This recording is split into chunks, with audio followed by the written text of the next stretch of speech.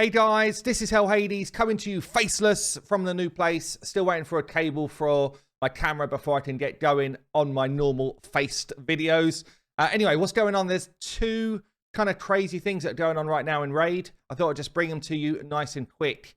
Firstly, there's been like 2 promo codes floating around, one of which is active right now. Let me share it with you because I'm going to throw it onto my main. TGA sale. Basically, Raid were part of some game awards thing, and bam, everyone could get themselves a free champion of Fane, who's actually pretty damn cool. Also, epic book, some silver, some niceness to kind of level up a Fane, I guess is the point.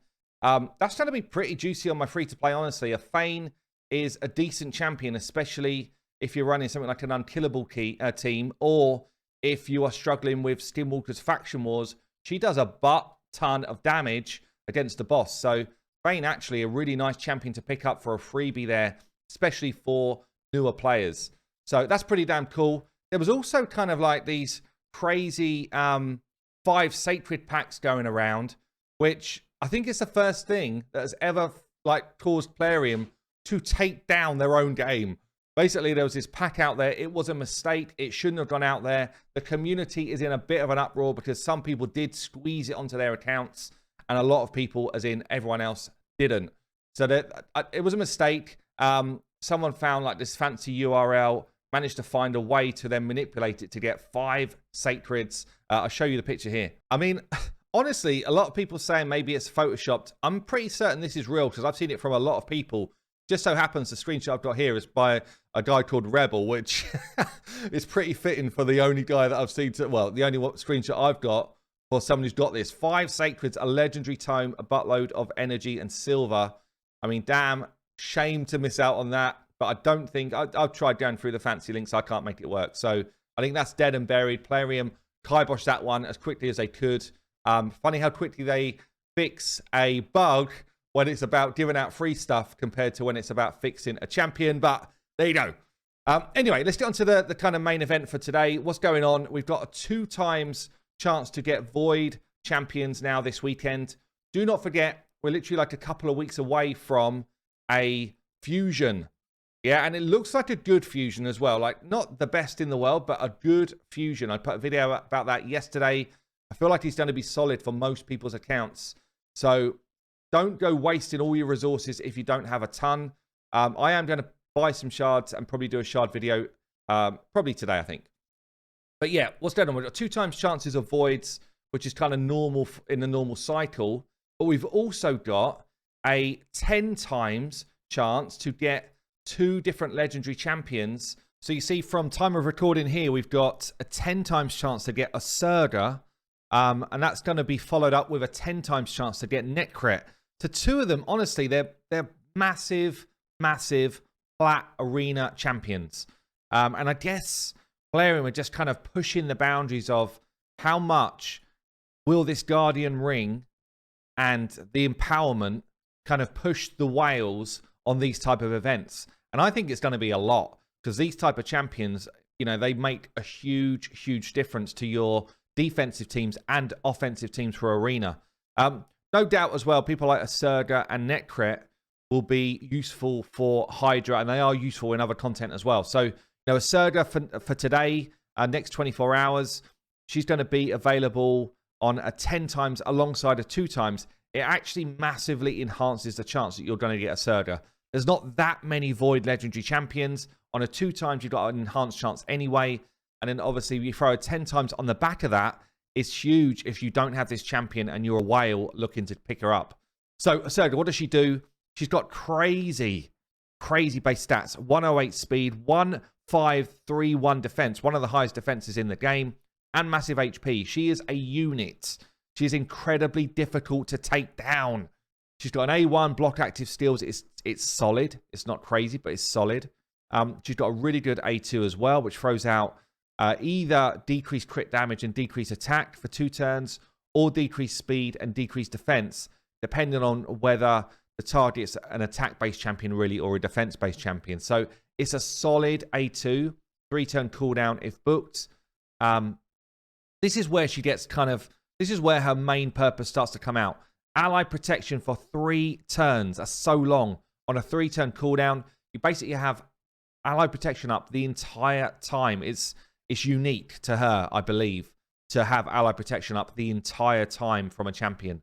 At the same time, she's putting strengthen on again for 3 turns. Strengthen for, for every single hit that you take, it's a straight 25% damage reduction from any damage you take. So this is a crazy steal on her A3. And then a passive is also nuts. Decreases the damage all allies receive from crits. In the arena, pretty much everybody's critting. And this champion will receive that damage instead. So she's just soaking damage off of other champs.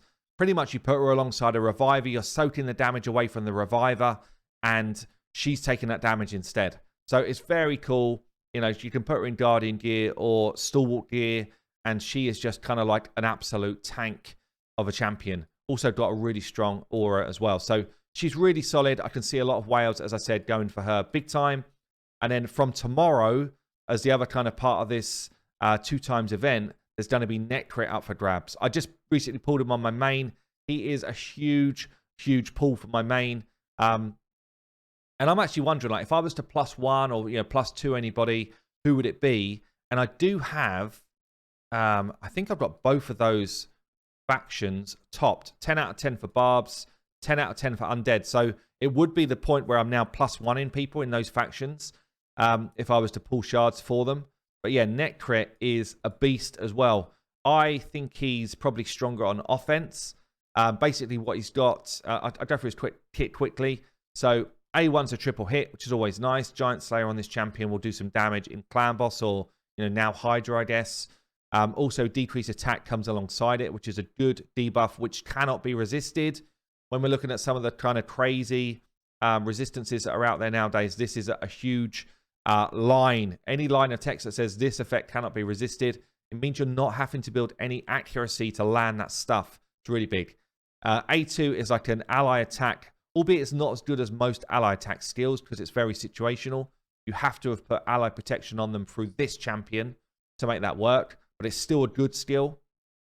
Grants an extra turn if no enemies are killed during this attack as well, which is interesting. So he can kind of do this and then go again.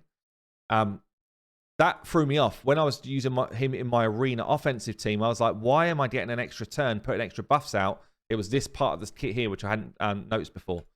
So he's also got this skill here then. So puts out that ally protection to give you your team up. Also puts block debuffs and strengthen on one ally for 3 turns, 3-turn cooldown. So although this is not a team ability like Ursuga, it's still the same. 3-turn cooldown, and it goes out for 3 turns. So you can kind of keep it up indefinitely in fights. It's huge. I guess he's going to be a big Hydra champion, honestly. I've not done much work on Hydra yet, but I'd imagine he's going to be pretty useful there. And then he's got 2 awesome passives as well. So the first passive, basically, whenever an ally under ally protection, he's putting it out there, placed by this champion is attacked, they gain a shield equal to 30% of his health.